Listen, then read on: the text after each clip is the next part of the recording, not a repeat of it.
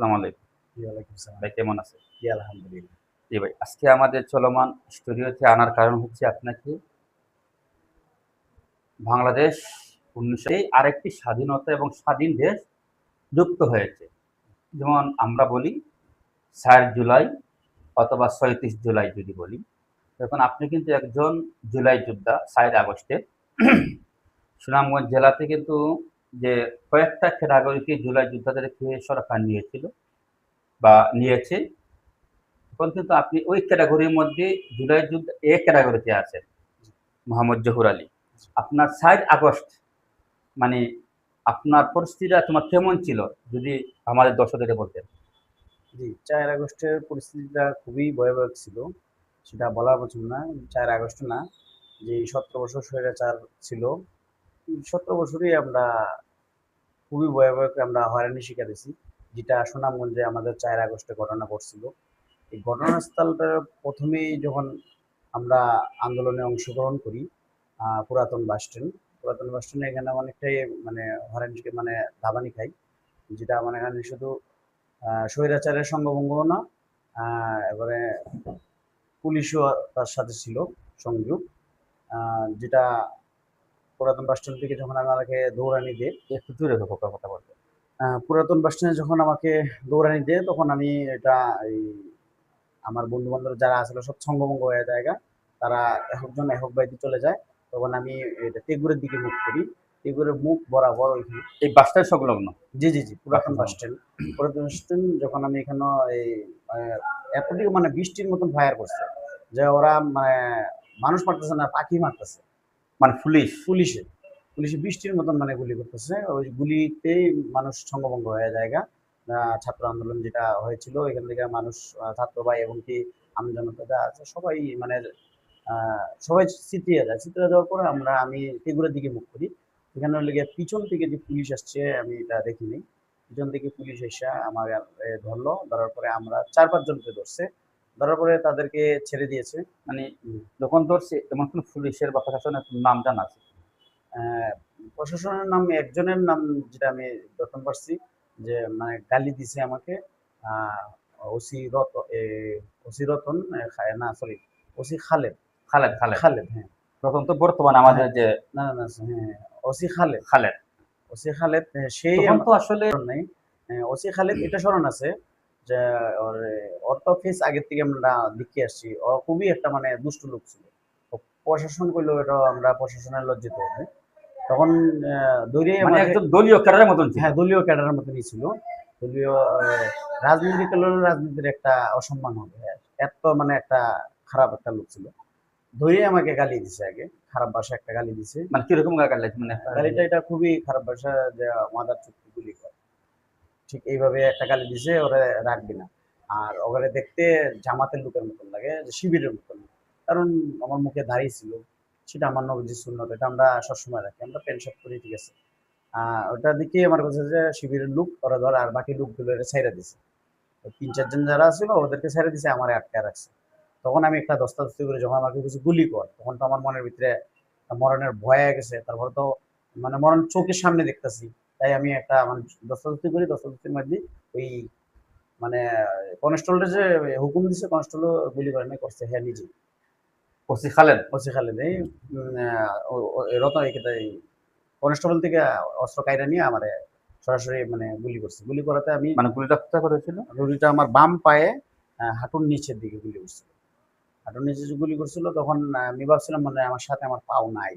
যতটুকু আমি ভাবছিলাম। তখন আমি ল্যাংড়া মানে ওদের কাছে ১০ গুলি খাওয়ার পরেও আমি দৌড় দিছি। দৌড়ে মানে ল্যাংড়া সরকারি কুষ্টুমি পার পর্যন্ত দিক যাই, তখন আমার স্মৃতিশক্তি আর নাই। মানে আমার শরীরটা পুরো বিষের মতন হয়ে গেছে গা। মানে কোনো তোমার শক্তি পাইতেছি না। স্মৃতিশক্তি নাই তখন? না স্মৃতিশক্তি নাই, কোনো শক্তি পাইতেছি না। তাই শুধু যখন তখন আপনার বিয়েটা কটার দিকে ছিল? সময়টা তখন সময়টা আনুমানিক দুপুর ১টার দিকে হবে। দুপুর ১টা। তখন তো দুপুরে রোদ, প্রচুর রোদ প্রচুর ছিল রোদ, হ্যাঁ, সেদিন। প্রচুর রোদ উঠছিল। তখন আমার ফুল নিয়ত ছিল তখন আমি আগে পানি দিব সবাইকে। পানি দেওয়ার মতন কিন্তু আমি শক্তি পাই নাই। ও আচ্ছা, মানে মূল উদ্দেশ্য ছিল যারা আন্দোলন করতেছে জি। ফ্যাসিস্টের বিরুদ্ধে তাদেরকে ফানি বাড়বে। পানি, হ্যাঁ। যাদের তখন সঙ্গে আমি আমার হ্যাঁ, পকেটে ৳২০,০০০ নিয়ে যাই। ৳২০,০০০ হ্যাঁ, তখন? পানি বিতরণ করার জন্য। আমার ফুল নিয়ত ছিল এটা। তখন যখন দেখতেছি মানে এত পানি, মানে কোনো দোকানপাট খোলা ছিল না, তখন আমি আর নিয়তটা ঘুরা জায়গা। তখন আমি আন্দোলনে অংশগ্রহণ করি এক পর্যায়ে। তখন এক পর্যায়ে আন্দোলন করতে করতে তখন বরপাড়ার কিছু লোক ছিল আমার সাথে। বরপাড়া এখনো বর্তমানে তারা আছে, কিন্তু তারা এই ভয়ে তাদের ক্যাটাগরিতে নাম আসে নাই। এই লোকটি এখনো আছে। ওরাই আমার ঘরে ঘুরে ধামানি খেয়ে ওরা আমার ধরে নিয়ে যায়।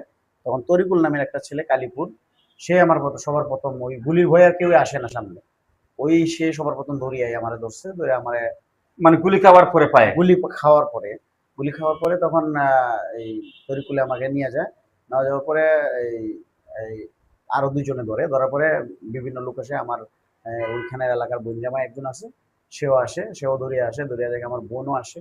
আর একজন মহিলা আমি চিনি না, আমি ওনাকে অনেক ধন্যবাদ জানাই, ওনার নিজের উন্না আমাকে দিছে পায়ে। কারণ এই অবস্থার মধ্যে যে আপনার বোন জামাইরা আসলো তাদেরকে আমরা বাসায় আমি আগেই উঠছিলাম, আগে, হ্যাঁ। একবার দাবানি খাইছি। আচ্ছা, আচ্ছা। একবার দাবানি খেয়ে আমি ওনার বাসায় উঠার পরে আমার বোনে আমার বলছে যে এতদিন হ্যাঁ আমার বাসায় আসে না, আজকে হয়তো পুলিশে দৌড়ানি খেয়ে আমার বাসায় আসছে।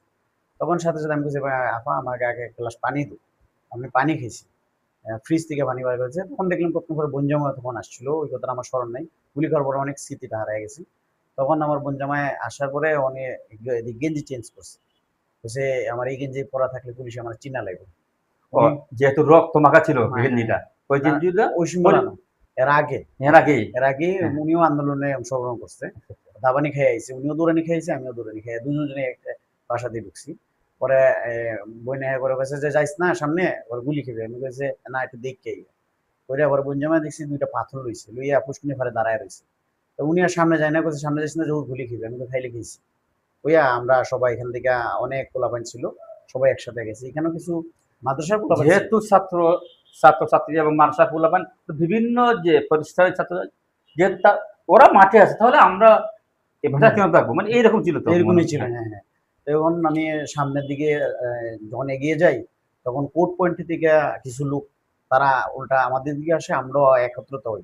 মানে তেগুলের মুখ আর তারা একত্রিত হওয়ার পরেই পুনর্বাসনের দিকে তখন দাবান দিই, আবার উল্টা দৌড়ানি খাই। দৌড়ানি খেতে যখন এই যে তেগুলের মুখে বরাবর ওইখানে আমার আটকায় ফেলে, 4-5 জনের আটকায়, আমি শুধু একা না, 4-5 জনের আটকায় করে ওই গুলিটা খাই। গুলি খাওয়ার পরেই আমার তরিকুল ইসলাম সে সবার প্রথম আমার কথা সাহস করে ধরে। একজন পিচ্চি ছেলে, আমি তারে অনেক অসংখ্য ধন্যবাদ জানাই। ছেলেটা এখন বর্তমানে নাম বাইরে আছে, তরিকুল ইসলাম। তরিকুল ইসলাম। আহ, সে সে এখন আমাকে একা বাঁচায় নাই, আরেকজন গ্যাজেটভুক্ত আছে, তার নাম হলো গিয়া এই, তার বাসা হলো গিয়া মইনপুর, যতটুকু আমি জানি। হ্যাঁ, আহ, তার নামটা আমার স্মরণে আইতেছে না। যাই হোক, মানে আমার আপনার সাথী ভাই। হ্যাঁ, সাথী ভাই, জুলাই যুদ্ধই মইনপুরের।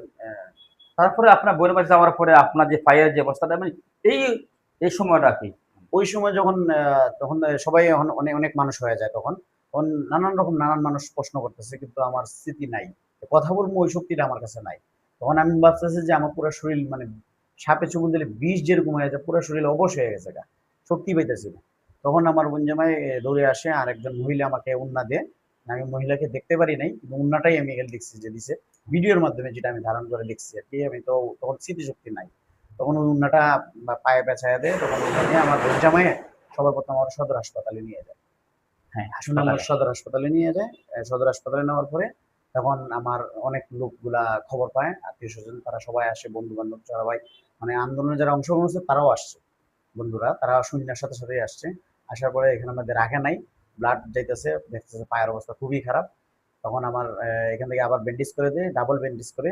যখন হাসপাতালে যাওয়ার পরে হাসপাতাল কর্তৃপক্ষ মানে তখন কি মানে এরকম কোন হামলা বা হ্যাঁ, হ্যাঁ, চিকিৎসা অবশ্যই, হোক না, অবশ্যই। মানে এরকম এইখানেও যখন আমরা ঢুকি, ঢুকার সাথে সাথে আমাদেরকে চিকিৎসা করতে দিতেছে, চিকিৎসা বন্ধ।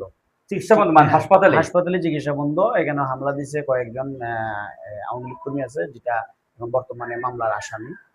99 একটা মামলা হয়েছিল, ওটার আসামি আছে, যেটা আমি জানতাম পারছি পরবর্তীতে। ও ভিডিওর মধ্যে এখনো আছে, যে ভিডিওর মধ্যে সে বাধা দিছে পরে এখানে আমাদের শিবির কর্মীর একজন ছেলে আসলো, সে সাহস করে আমাদের চিকিৎসার জন্য লড়াই করতেছে বারবার। আরো কিছু ভাইয়েরা আসলো, সবার আইডি কার্ড জুলাই নিয়ে আসলো, হয়তো ছাত্র ভাই হবে, তারা আমার মাথা হাতাইতেছে, আমি খুব চিৎকার দিতেছি, খুব কান্নাকাটি করতেছি। এত একটা ভয়াবহ মানে অবস্থা, মানে যখন আপনার পায়ের যে মানে তখন যে বর্তমান সময়ে আর তখনকার সময়ে যখন আপনার গুলি ছিল, মানে যে সময় আপনার কিছু চেঞ্জ মানে আপনার আসলো, আসার পরে ফাউল দেখার পরে তখন ভিতরে কষ্টটা এবং মানে কেমন ছিল, মানে একটা পায়ের এমন অবস্থা, আমি পায়ে আপনি লাগাতে পারছেন না বা এমন গুলি, তখন কষ্টটা কেমন ছিল?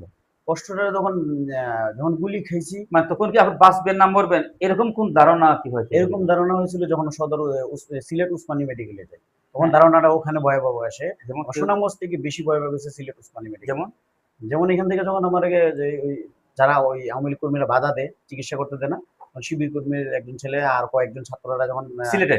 না না সিলেট না, সুনামগঞ্জে হ্যাঁ, সুনামগঞ্জে এই ঘটনাটা আমি আগে বলি। এখানেও যখন তারা হাঙ্গামা দেয়, আমাদের চিকিৎসা করতে দেয় না, সবার বার করে দিতে চায়, তখন এই যে শিবির কর্মী একজন ছেলে, যার নাম জানি না, ক্যাপ পরা ছিল, ভিডিওর মধ্যে এখনো ধারণ করা আছে, আমার পেজে ছাড়া আছে। তখন ওই ছেলেটা মানে খুব বড় বড় পরে হাসুনগরে